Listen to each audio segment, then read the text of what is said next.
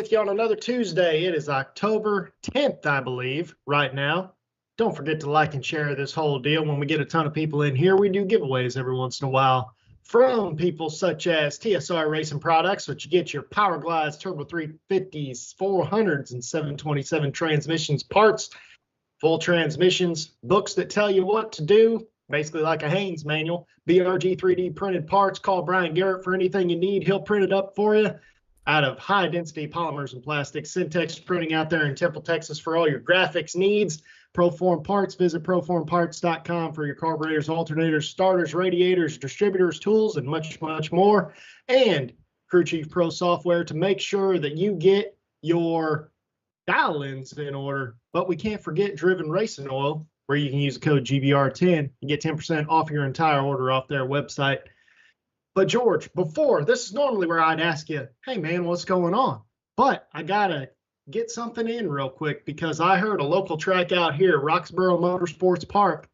They had a big race this weekend. I think they paid $3,000 to win on Friday, and then they paid 10 to win Saturday, and that was in foot brake and top, I'm pretty sure. And then they did 5 for top and bottom on Sunday, man. And the people I saw just on their website real quick, Larry Miller got the win Friday over John Edwards for the $3,000. Saturday, Dan Fletcher, which by the way has been on this show before, so go back there and watch that if you want to learn a little bit more about Dan. Got 10K off the foot. R.W. Jordan looks like got the 10K over Bubba Pascal. Go figure, another Pascal in the final. There's a million of them, George. There's really not that many, but you would think there are as many finals as they're in. And Sunday, Corey Long got the 5K win over Matt Medlin. 5K was paid in the foot. Also, like I said, I don't know if I saw the who won that deal or not.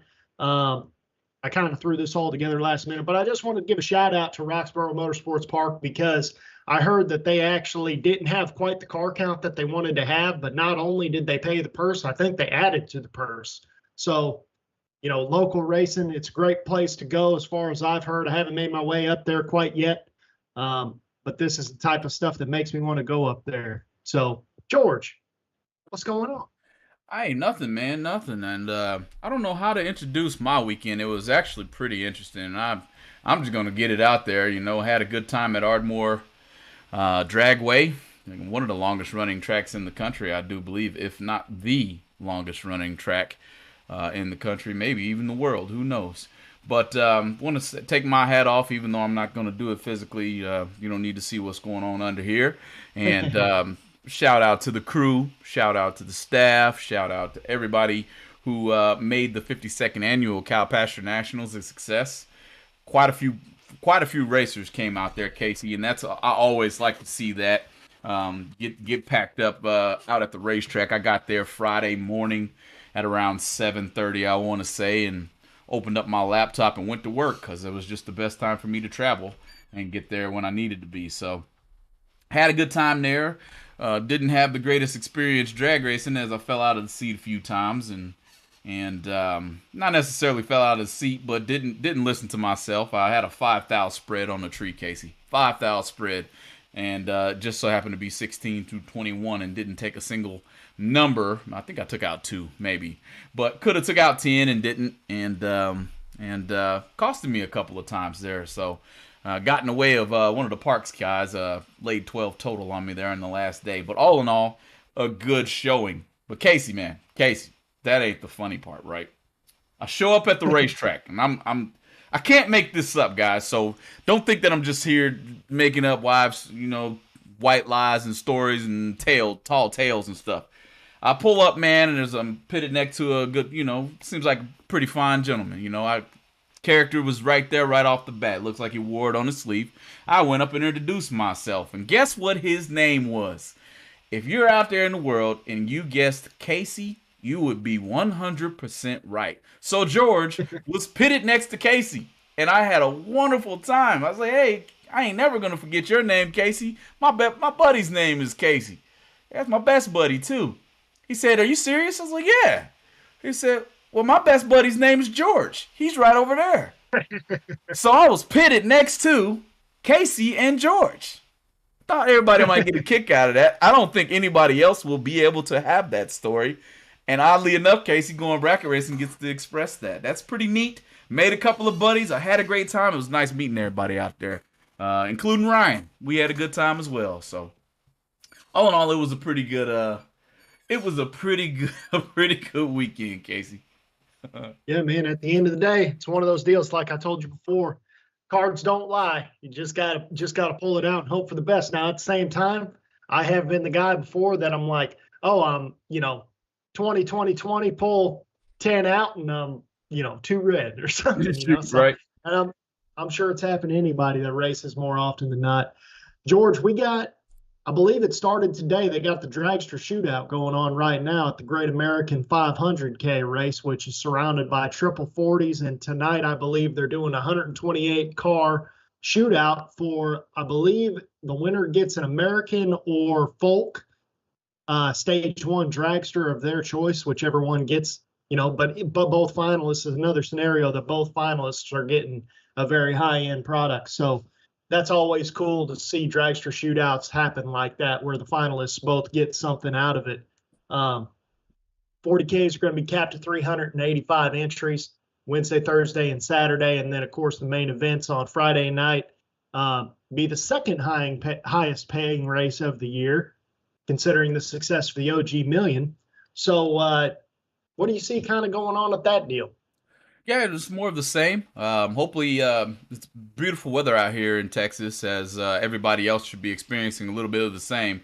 So, one thing for the weekend, and hopefully it remains this way. I'm not 100% sure if it will, but I would love to enjoy a little bit of patio time with some TV to be able to watch that 500K. I'm pretty sure Motormania is going to be streaming it live. So hey, there's something to do, guys. If you get bored, you got some drag racing to turn on. As far as for a program, it's Brick and Galen, for crying out loud. They're going to put on a heck of a program. There's going to be a heck of a lot of cars out there. And I'm pretty sure with this time of year, and especially at Montgomery, at that racetrack, pretty sure there's going to be a good racing surface, so you're going to see a lot of low packages. That is my expectation. I expect to see some pretty tight racing going on, Casey, at this 500K. Can't quite say, and I know we're not there yet, so I'll hold it in my hat if we get to the fact of who's actually going to win it or who's going to contend. Will it be a local boy? Will it be a big name? Who knows? I'm about 80 to 90% sure it's going to be a door car, though. Even though I've been talking trash about them dragsters, maybe they're hearing me right about now, and one of the dragsters will come in there and take care of business. Not to take anything from any of them. Those drivers are great as well. It's just that unless you live under a rock, door cars have been taking the cake. That's what I think. It seems like it lately, man. And maybe this is a door car driver's way into getting their dragster tonight. That's awesome. So right.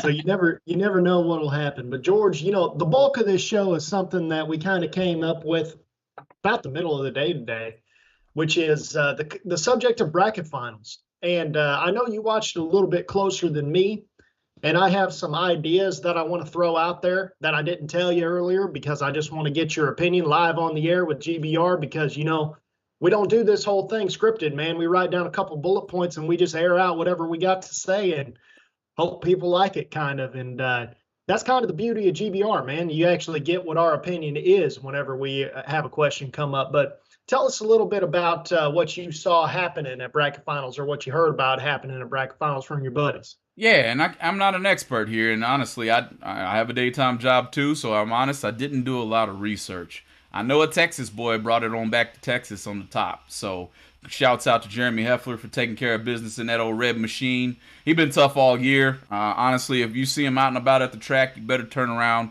Maybe act like you don't have enough air in your tires, or forget to turn the ignition on and try to start your car and just say it won't start and let somebody go around you and then get it fixed later so you ain't got to worry about racing old Jeremy Heffler. But one thing I know for a fact is it looked like it was a really good time. We got to see IHRA TV, their new app, in action, and the ability to show us what's going on at Old Holly Springs. I know they had a little bit of weather early on where I think maybe a testing tune got pushed out of the way, and they end up giving a couple of time runs and maybe even the ability to double in each class. I'm not 100% sure, so don't quote me on that. But all I know is it looked like a really good race. Shout out to all the winners. I can't call them all, and maybe I'll do a little bit better job about that, or try to pull up a website and be able to call all your guys' names out. But if you were at IHRA World Finals and you walked away with a championship, a world championship, most likely you walked away with something else to go along with it, Casey, which I'm sure we'll talk about within this show. All in all, I heard nothing but great things about the IHRA World Finals as it was reported to me. So I don't know if you heard anything, Casey, but it's a good subject. Let's keep it moving. Man, I was pretty busy this weekend, so I didn't get to pay attention as close as I wanted to. But I guess the first thing, whenever you brought it up earlier, was we should just kind of start from the beginning, which is, why did bracket finals lose its luster? Because I remember whenever I was younger, bracket finals was a very big deal. And I participated in bracket finals quite a few times. I mean, bracket finals was a big deal whenever, like when our dads were young and everything. I mean, there's a picture, I think, on Going Bracket Racing Facebook page. If you scroll way back, it's dad, another guy, and I think Rodney Schaefer maybe at bracket finals in like 1984. So it's, like I said, it's been a big deal for pretty much forever. And then it just seems like, I want to say maybe in like 2000, probably 2008, like recession time, it stopped being a big deal. And after the recession came through, and came and went, or whatever, however you want to perceive that, but after it came and went, big money racing burst onto the scene. Right. And in my opinion, that's kind of what killed the bracket finals. So what would your opinion be on that? Pretty well the same, Casey. And would be one of those questions, of course, you didn't tell me you were going to ask over the phone, which is great. I actually enjoy it that way. Definitely pretty much the same. And I don't know when the bracket finals became just another event, almost like just the event that you have weekly at your local racetrack. But seemingly that's what ended up happening. And it doesn't really matter to me which sanctioning body you point at. Of course, Casey, you and I were NHRA growing up in Division III area. I don't even think there was a single IHRA track in the area where we grew up. So definitely it was always the highlight of the year in September, as I remember. We would go to Indy, all my cousins, and there's a drive-in theater that was always there. I believe that's where I watched Twister for the first time. One of my favorite movies. That was a ways back. A long ways back there, But I remember that race, and only thing that I can say is I think you're right to say that after 2008, whenever big money racing really got to coming out, what happened is a lot of people said we don't want to race for 1,000. And the smaller tracks after the recession had to kind of back down their payout. Even the bigger tracks began to not guarantee that $1,000 or that $1,200 that used to be up for grabs. And it was actually a scary point in time, in my opinion, for drag racing. Of course, Brett Kepner would say it was just a blip in the road because there is no scary time for what we do, according to Brett Kepner, in my opinion. So what I would say is, Casey, that the perfect storm happened, and that's what ended up kind of taking the excitement away from team finals. Well, and I think that it's also along the lines of, the reason bracket finals used to mean something is because you used to have to race for your spot to even get on the team. So it meant something to be on the team, let alone get there and actually win it as well. And whenever everybody was required to stay local, the age-old thing, you and I go back and forth about this all the time. Where are the best racers at? People say North Carolina, you say Texas. A lot of people say Ohio. A lot of people say Florida. Yeah. Well, we'll never know anymore until people start staying local again, because what makes those places good is you're constantly always racing with those great racers, which is sharpening your skills. And there are racers from certain areas. I mean, we had I can't remember the guy's name off the top of the head, but we had a guy in the chat, a few shows ago that said, man, if you guys saw the packages we have in the UK, then you'd think everywhere in the United States was professional drag racers. So, it's one of those things too, where the age-old question of who has the best racers, was solved at bracket finals a lot of times because it wasn't a 1-to-1 ratio. It was you bring 10 top bowlers from here, 10 from here, 10 from here. So now you have 150 people. And it usually could sort its way out to see who's the best on average because you have so many shots. It's not like, oh, this guy went up there and broke, or this guy went up there and was leaking, and that's why he lost, or something, or the car died, or, it's because it's also because of the nature of bracket finals and how it works and how you get on the team. It's also a scenario that it's at the end of the year. Well, what happens at the end of the year? Motors get tired, especially on people's cars that are winning championships because they're making lap after lap after lap. So it was always a way where you can legitimately determine who has the best racers. And if we can get the luster back in bracket finals, we might be able to finally start answering that question again, legitimately. Yeah, it's a perfect point, Casey, and I feel like that's where this show actually may lead itself.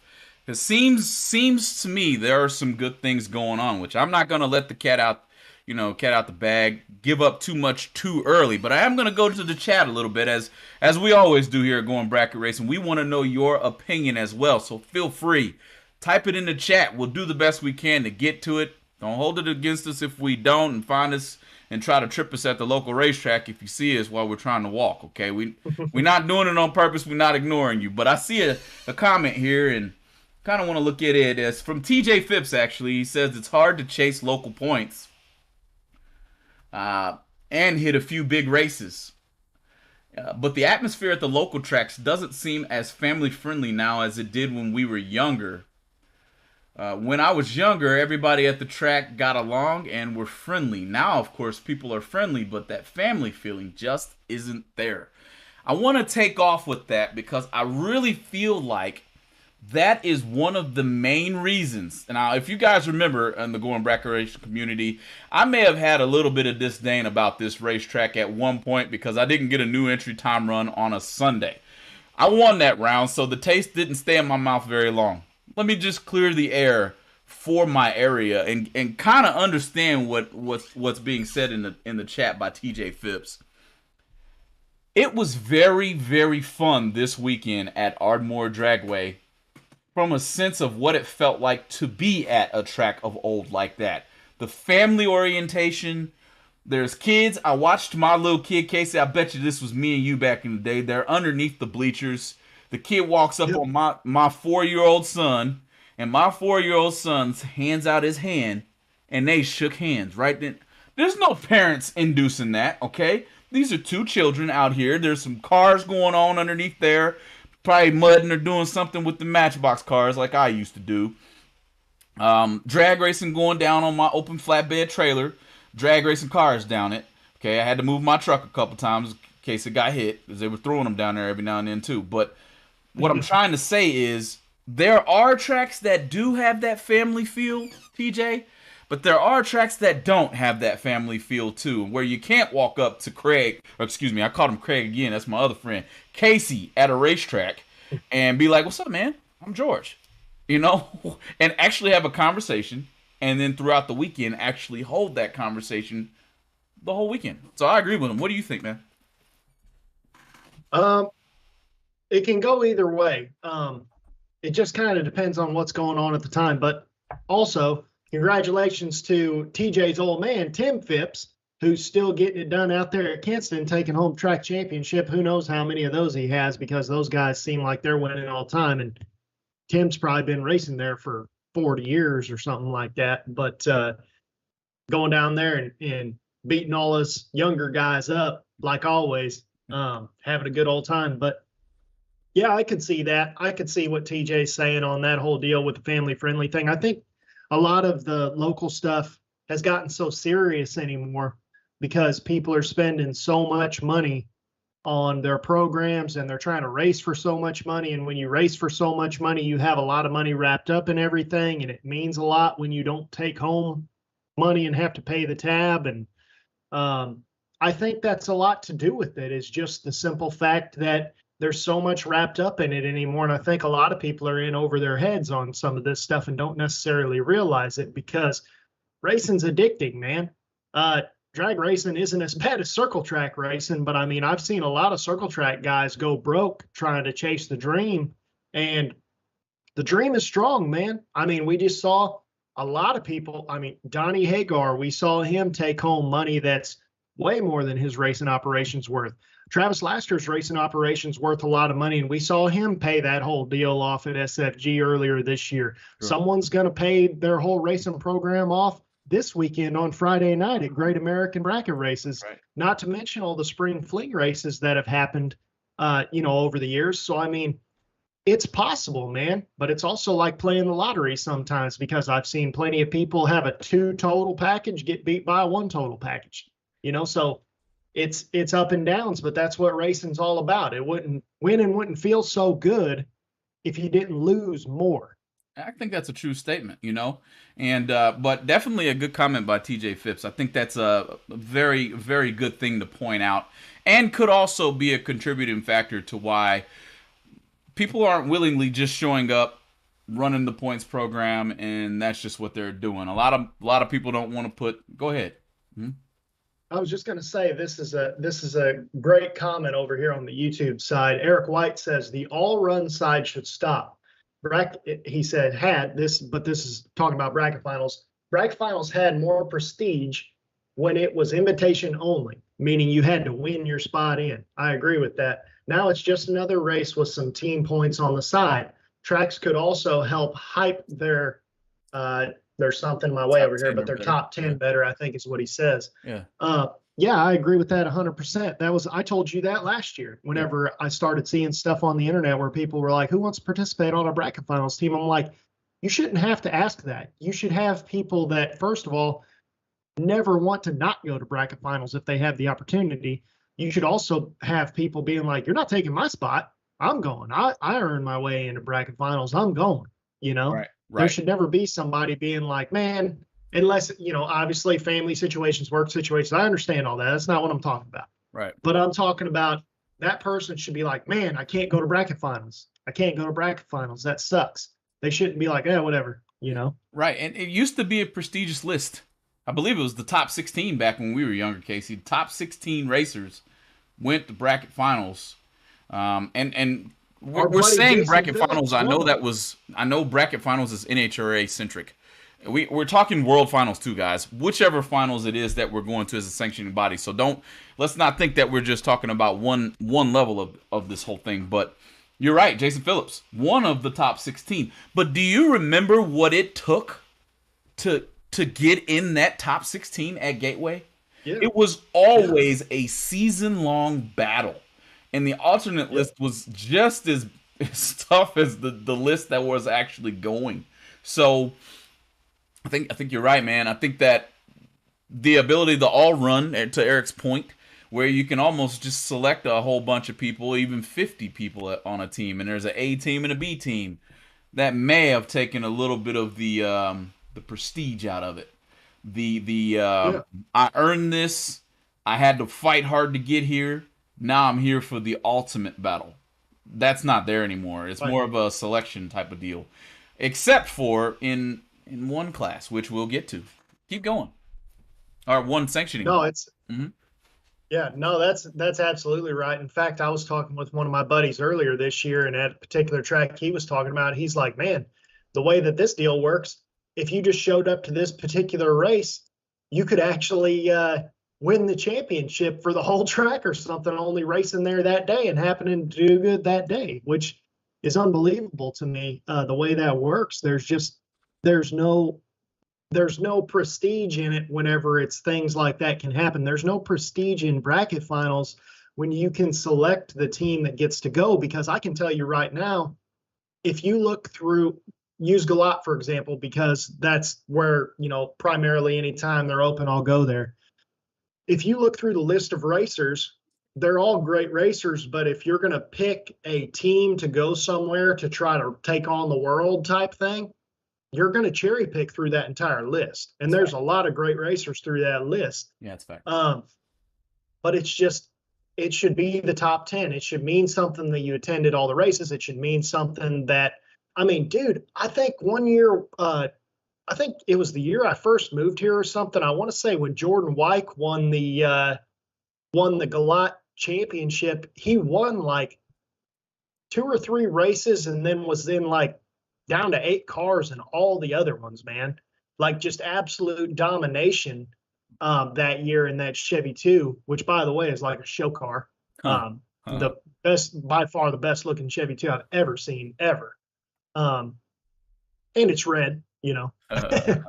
But the fact of the matter is that then the next year Brandon Lane came out and won like 4 of the races or something. Absolute domination that year. But you just go through there and you have people like Michael Jackson, for example, just won the whole deal at Bristol, won the points series, and then won one of the races. He races there every weekend. Michael Pascal, his brother T.G. Pascal, they race there every single weekend. Chad Duke, you go on and on and on. My buddy Adam Booya, I still think is one of the baddest dudes out here, and just doesn't race much anymore. Right. But when he shows up, he's always a threat. You have to go through all those people. And obviously I'm talking about people in my area because that's who I'm most familiar with. Right. But you have to go through all those people.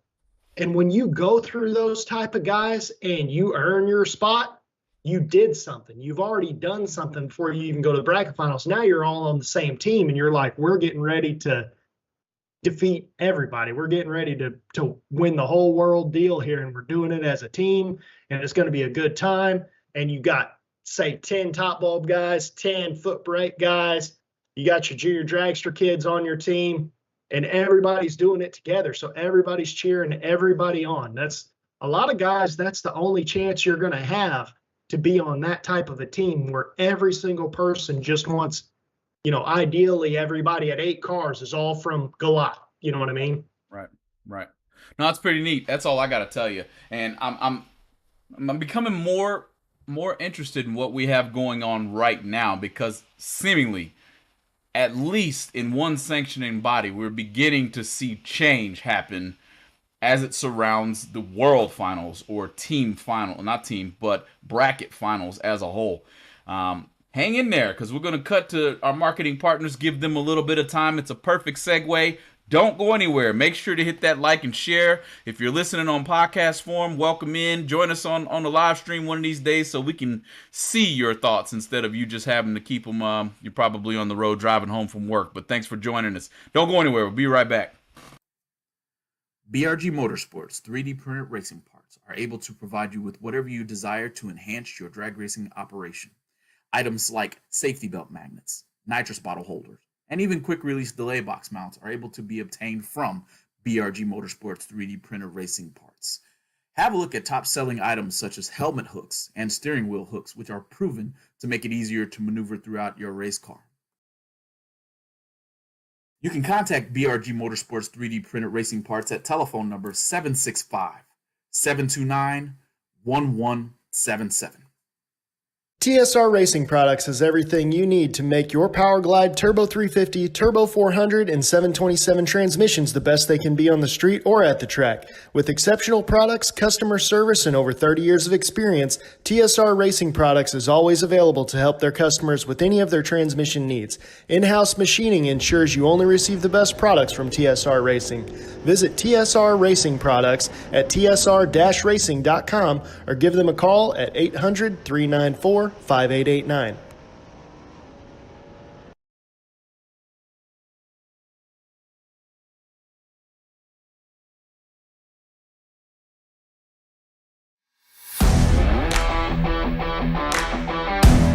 Here's the skinny on the ProForm Slim Fit radiator systems. They are the industry's first and only 4-inch thick radiator system. That's the radiator plus the shroud plus the fan combined. A complete unit that's up to 40% thinner than others on the market. Fully assembled for performance out of the box. Eliminate the stress and frustration that comes as precious weekend hours are lost trying to upgrade your cooling system with major space constraints.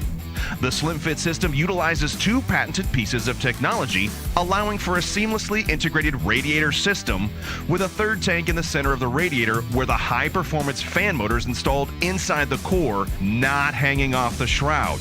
The coolant can flow all the way through the radiator, eliminating dead space. And it looks especially great under the hood. Sleek angles, eye-catching perforations, and a smooth aluminum shroud complete the streamlined four-corner design that defines style and a well-put-together engine bay.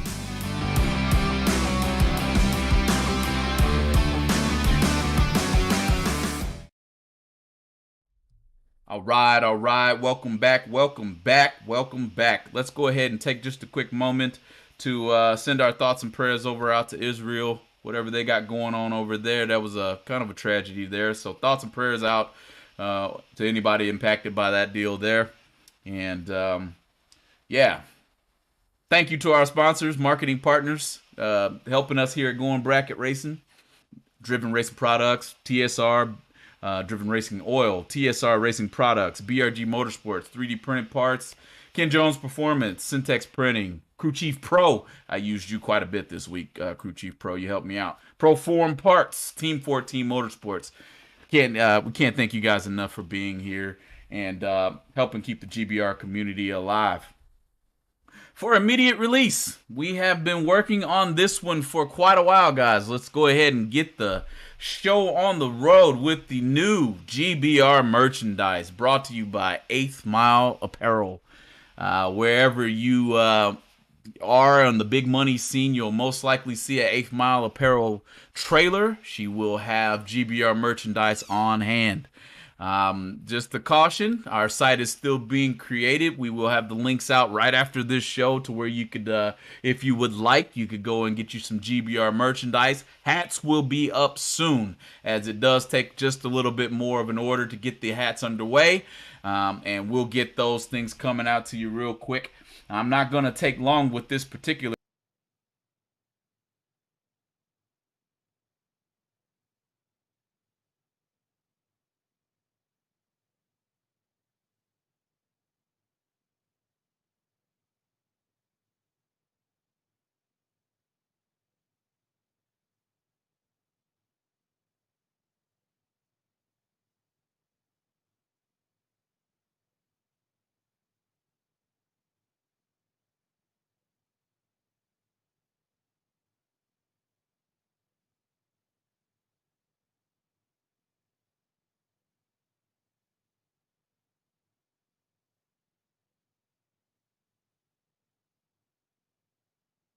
from 8th Mile Apparel. I must tell you, it feels really good. It's one of the Gildan style shirts, Casey.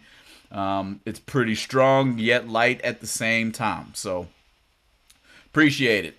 Casey, continuing the conversation, man. We can't get lost. We got to get back to that conversation because it's about to get good. Where are we headed next, Casey? Well, I guess the next thing to do is, rather than, you don't want to beat down bracket finals, because we're always looking here on GBR of how to build things back up and make it better. And at the end of the day, everybody says this is why bracket finals didn't work. Okay, well, what makes it work then? So that's what we're here for. If people had a reason to go to bracket finals, like a little carrot being dangled out there in front of them, then that would, in my opinion, entice people to go. And what IHRA did this year for their world champion, for example, I think Top ET got like a new Ezel roller. That's like $30,000 value, man. So, I mean, that's definitely worth staying and running your local program if there's a reason to do it. I think they gave away a trailer to foot brake and a golf cart, which we all know golf carts are ridiculously expensive anymore. And this one was decked out, so it's probably $10,000 or $15,000 golf cart they gave to the junior dragster winner even. So I mean, they're improving your program for sure. And I saw a lot of posts on Facebook. I want to say maybe Charlie Lockhart might have been one of the ones that posted on Facebook about something of how great of a time it was and how kind of surreal it was that he won the whole deal. And the cool thing is about bracket finals, when you win bracket finals, as long as there's a lot of participation, you are the best. You're legitimately the best. That's the closest a bracket racer's ever going to get to being a world champion. You are a world champion at that point. It's a good point, Casey. It definitely is. And, I'm just very, very thrilled to see that, and was going to call out the fact that Lockhart won it as well. But I'm very thrilled to see bracket racing get back to the World Finals being one of the most looked forward to events in the actual sport. It looked like they were having a good time, Casey. I ain't gonna lie about that. I watched a little bit of the IHRA TV app. Shouts out to you guys for that as a sanctioning body for making it to where we can watch what actually happens. That's just gonna draw more people into the local tracks and wanting to compete for points and make their way out to Holly Springs if that's where it is next year, which I don't see why it wouldn't be, to be able to get a shot at winning some of those big prizes that you guys got. And I only expect that prize package to get better as well, Casey. And I pose this question not only to you, Casey, and to the track. Is that what it's going to take to make bracket, world, whatever you want to call it? Is that what's going to build it back up in a sense to where not only is the bracket finals events, the world finals events, not only are they successful, but the points events that you have to show up to even make it to the event, those are successful as well. What are your thoughts? Is it the prize package now? Used to be just the gold card, if I can remember. I don't know. I think I remember Gateway maybe giving away a rolling chassis at one point for the track champion, but that's just the track champion. That's not the world champion. What are your thoughts? Yeah, man. And Kendall Jones said, I must have said Charlie Lockhart. He said it was Wesley Lockhart who ended up winning it. Gotcha. It's hard, man, because those guys are both good. Either one of them, nobody would have questioned it, to be honest with you. Sure. But it was Wesley Lockhart. So sorry about that. But anyway, yeah, basically, if you're going to end up making bracket finals a big deal again, then it's got to be on the level of these big money races. It's got to be enticing. It can't be a scenario where these guys can say, I'm going to run the first 2 races and see where I stand. And then if I don't stand within the top 10, then I'm going to go travel, because there usually are 6, 8, 10 more races after that, depending on where you live at, where you can easily gain your way back. I mean, I always go back to this, but Stevie Dustin came from like 27th place and ended up winning triple threat points last year about this time of year. Right. So, I mean, it's definitely possible. I don't know if it's a scenario where you need to revamp the points program to make it more like that, where if you have to buy back, now you're running on half points. I still think that's the best points program out there by far. But Eric White, again, over here has an idea. Support items for the track. Top 10, like a case of oil, a drum of fuel, Optima red top, maybe a top 10 sticker for your accomplishment. That's true, too, because I feel like winner stickers would go a long way and don't cost literally anything. Call Syntex Printing, get those printed up. But, I was talking to Tommy Duff, not last weekend, but the weekend prior, and these older race cars, you notice you see all those win stickers and track champion stickers and all that stuff on all those back windows and sometimes front windows of these older race cars. That's because that see in the car. Yeah, that's because that meant something back in the day. That meant something that you had won at Galat, or you had won the World Finals. Like World Finals champion, guys would get that painted on their car. Like it's there forever. Just like they want it. It's there forever. Yeah. Nobody can ever take that away from you. So I just think the prize package, and IHRA did it right this year, in my opinion. I think they have the best prize package out of everybody, of all the organizations by far, which is, like I said, whoever won that Ezel car, they could put a brand new big block Chevy from somebody in there, and they have a, $50,000, $60,000, $70,000 race car, depending on what they put in it, for whatever the motor cost and the transmission cost, because everything else, as far as I know, is done. I think Hunter Patton wired it. I think it's literally ready for a drivetrain, and that's it. I believe so as well. And it was a very nice looking car. It even had a race pack inside of it, mine out loud. So, I mean, beadlocks on the thing. Nice looking car. Painted already. You don't even got to worry about that. Ezel can get it down with the paint. So, and they work. They work, obviously. I mean, so no, man, I think it's definitely a lot of thought process probably went into that for the IHRA leadership as a whole. And I'm honest, I'm expecting quite a bit.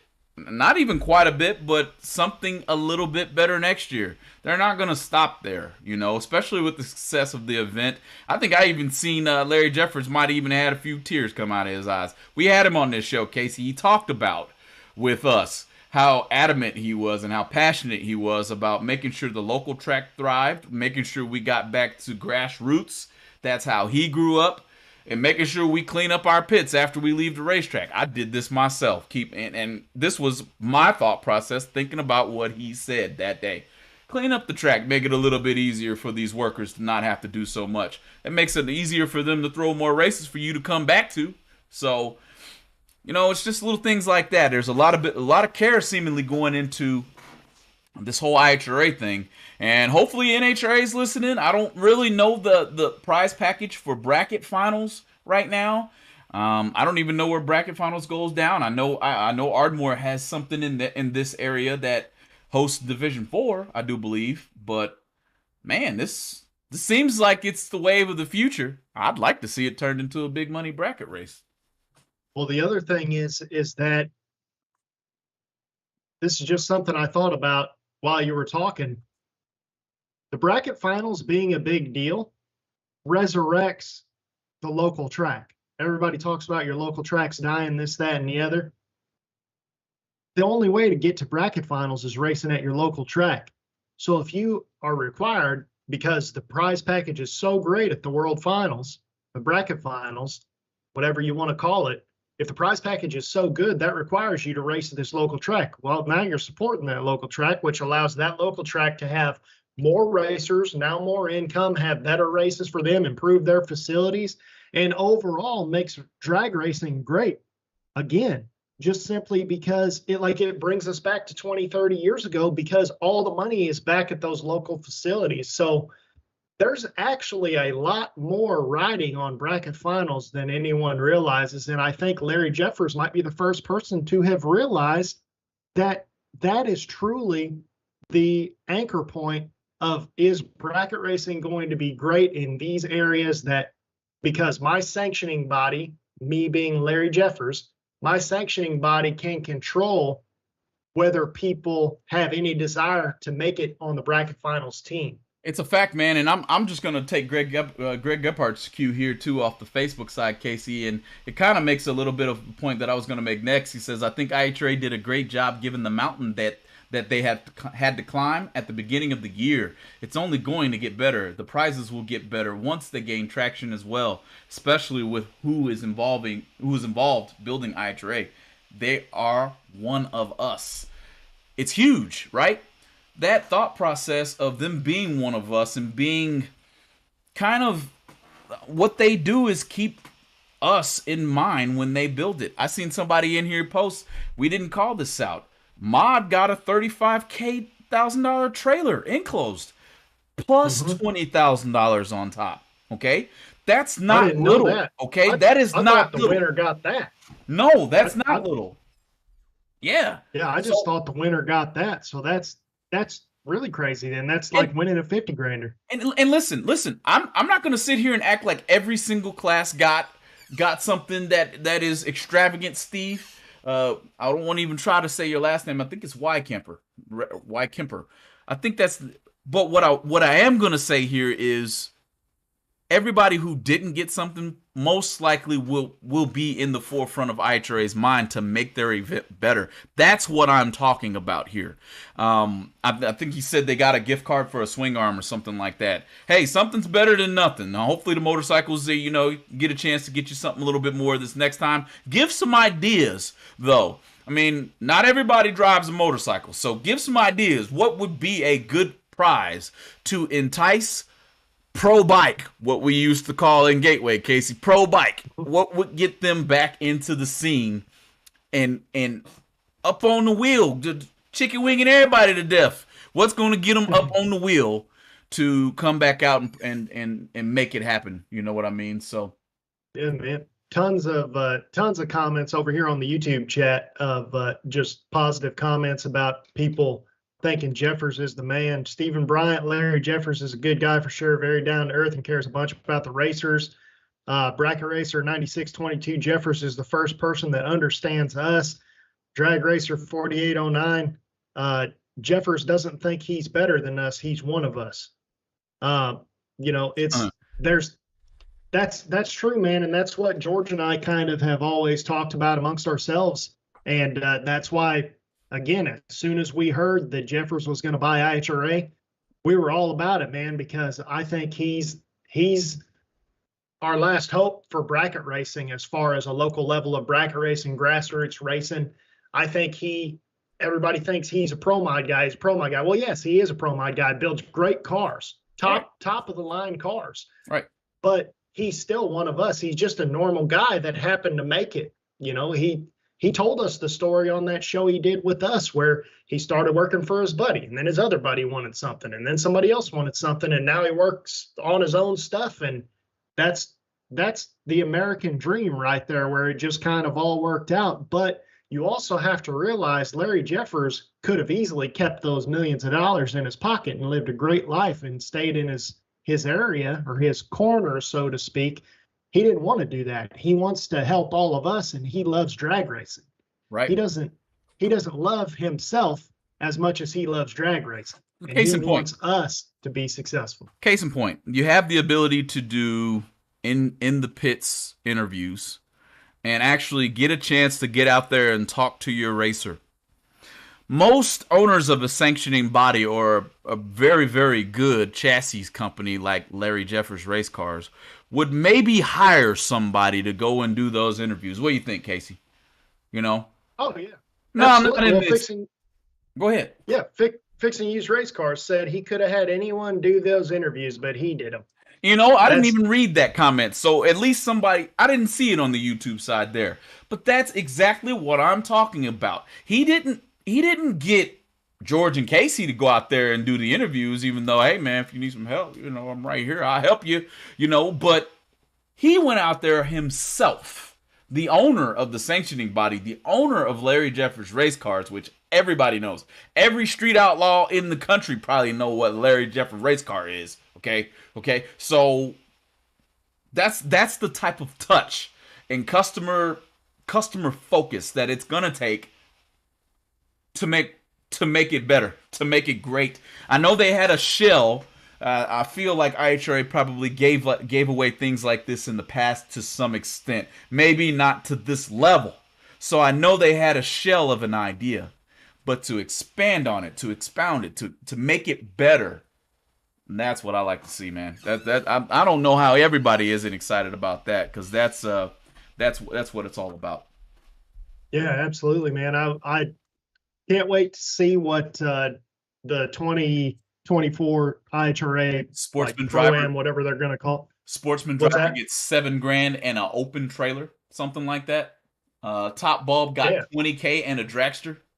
They basically have a turnkey car right there. $20,000 and a dragster. It's almost turnkey. Yeah. They gave you in this aspect of that $20,000 winner's check. Yeah, you can turn that in. Go to any major engine builder. Get you an engine for about $15,000. Get you 540 or something to stick in there for about $15,000. Get you a transmission for TSR. Drop that bad boy in and go on about it. I don't know if Johnny gave you a drive shaft or not, but that's all you need. Good to go. Go on about it, man. So the state of bracket racing, let's just say the state of grassroots bracket racing, it's on the rise. It's on the rise. I have a feeling too, and don't quote me. I'm going to find out for myself eventually. You'll watch that NHRA bracket finals get quite a bit better as well. They're not just going to sit back and watch, in my opinion. This is getting ready to get real interesting out here, guys. I'm just glad to be part of it. I hope you guys are as well. So, Casey, man, it's been a heck of a show. What are the points we got on the list? I know we don't have any on the list, but what else you got in your head that you want to talk about? Oh man, I can't tell you all that. Everybody, you'd know better than anybody. We'd go on all night if I started doing that. We'll be here all night long. But I don't even know how long we've been going right now, man. I'm surprised. I told you before this show started that the guys are up here working on the internet up here and power lines and moving power lines and stuff. So I can't believe that I even have this up right now, I'm very surprised that it's working because all of my screens over here, everything is frozen other than right here. So I'm just rolling with whatever you say. I see you bouncing around half the time. So Yeah, I'm bouncing. hopefully everybody out there is hearing me good. But yeah, so I don't know, man. I like I said, I don't even know where we're at. I got one. And this is NHRA's out here. The Stampede of Speed is going down. I'm pretty sure our boy Monday Morning Racers out here. Old Lee's probably out here somewhere doing something. It's one of the better events based on how long they do it. Probably been started since last week sometime, and I just don't realize it. But I feel like old Gleghorn got a chance to stick his foot into the NHRA event. There are 16 top and 16 bottom, I think, is what he ended up getting. And they're going for a shootout out there right now.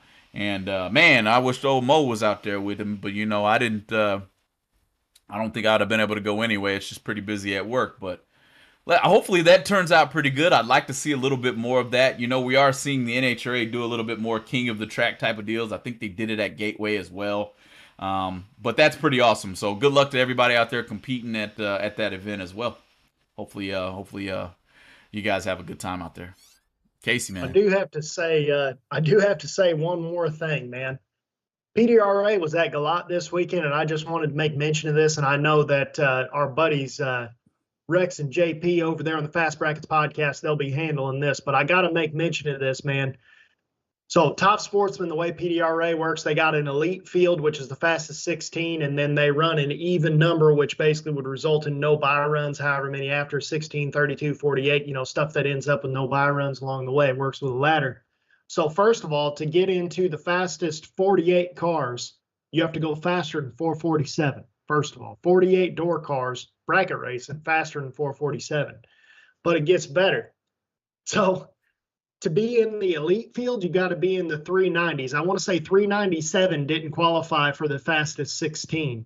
But where it really gets interesting, in Top Sportsman, number 1 through 5 in elite Top Sportsman was faster than the Pro Nitrous bump spot. And number 1 through 4, remind you, bracket racers, 1 through 4, the Top Sportsman elite qualifiers were faster than, or were between 373 and 379.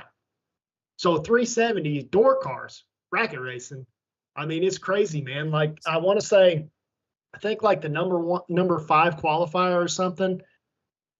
He lives in Selma, so it wouldn't surprise me if this is one of Jay Cox's old Pro Nitrous motors, because it's a 959 Musi motor. Oh, shoot. And Jay Cox lives over there. Yeah. So it wouldn't surprise me if that's one of those, man. But it's just crazy. It was crazy. I just had to talk about it. But again, our buddies on the Fast Brackets podcast, they'll handle talking about that further. But just crazy. Yeah, man. Yeah, man. So, hey guys, we want to thank you for joining in and hanging out with us for an hour. And make sure to check out that GBR merch. We'll have those links updated on all of our platforms here pretty soon. And for now, I guess we'll see you next Tuesday. Be safe out there and turn on some wind lights. Take it easy, guys.